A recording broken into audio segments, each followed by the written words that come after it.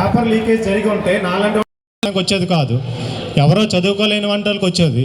నేను బాగా కష్టపడి చదివాను. పేపర్ లీకేజ్ అనేటటువంటి అవాస్తవమైనటువంటి విషయం. అది పేపర్లు ఏ విధమైన లీకేజీ కాలేదు.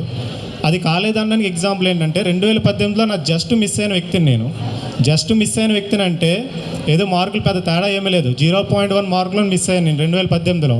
అప్పుడు మిస్ అయిన వ్యక్తులు ఎవరైతే ఉన్నారో వాళ్ళందరూ ఇప్పుడు జాబులు సంపాదించామంటే పేపర్ లీకేజ్ జరిగి ఉంటే మాలాంటి వాళ్ళకి వచ్చేవి కాదు, ఎవరికో వచ్చేవి.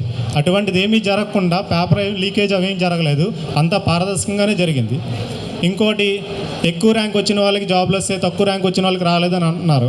అలాగే ఎప్పుడు మనం ఆలోచించకూడదు, ఎందుకంటే రాజ్యాంగం రిజర్వేషన్లు ఇచ్చింది, దానికి మనం కట్టుబడి ఉండాలి.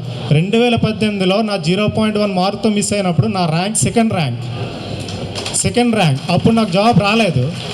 వ్యవస్థను నిందించడం కాదు, రాజ్యాంగం రిజర్వేషన్లు సృష్టించినప్పుడు దాన్ని మనం పాటించాలి. ఇప్పుడున్న నాయకులు అదేంటి తెలుసుకోకుండా, రిజర్వేషన్ మీద గౌరవం ఇవ్వకుండా వాళ్ళ అవాస్య వాళ్ళు ప్రచారం చేస్తున్నారు.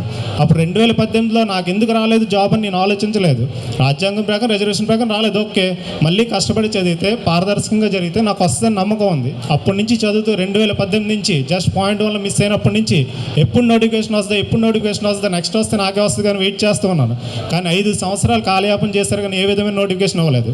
నాలాంటి మెరిటోరియస్ స్టూడెంట్స్ 5 ఇయర్స్ చాలా వెయిట్ చేయాల్సి వచ్చింది.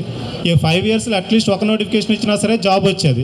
ఎటువంటి నోటిఫికేషన్ కొన్ని కాలయాపన చేసి ఇప్పుడు జరిగినటువంటి డిఎస్సిని అవాస్తవాలు ప్రచారాలు చేస్తూ ఏదో కాకమ్మ కబుర్లు చెప్తూ మనల్ని తప్పుదావ పట్టేస్తున్నారు. మనల్ని కాదు, మన నుంచి తర్వాత రాబోయే నిరుద్యోగ యువతను తప్పుదావ పట్టించడానికి ట్రై చేస్తున్నారు. నిరుద్యోగులు ఎవరు వీటికి మోసపోవద్దు, ఎందుకంటే అంతా పారదర్శకంగా జరుగుతుంది. పారదర్శకంగా జరగకపోతే నాలాంటి వాడికి ఫస్ట్ ర్యాంక్ వచ్చేదే కాదు. అప్పుడు జస్ట్ మిస్ అయిన వ్యక్తులు అందరం ఇప్పుడు మనం జాబ్లో వచ్చాము. కమింగ్ వచ్చే నిరుద్యోగులందరూ ఈ ప్రభుత్వాన్ని నమ్మండి. నమ్మి మీరు శ్రద్ధగా చదువుకుంటుంటే క్యాలెండర్ ప్రకటిస్తున్నారు, అన్ని జాబులు వస్తాయని నేను కోరుకుంటున్నాను.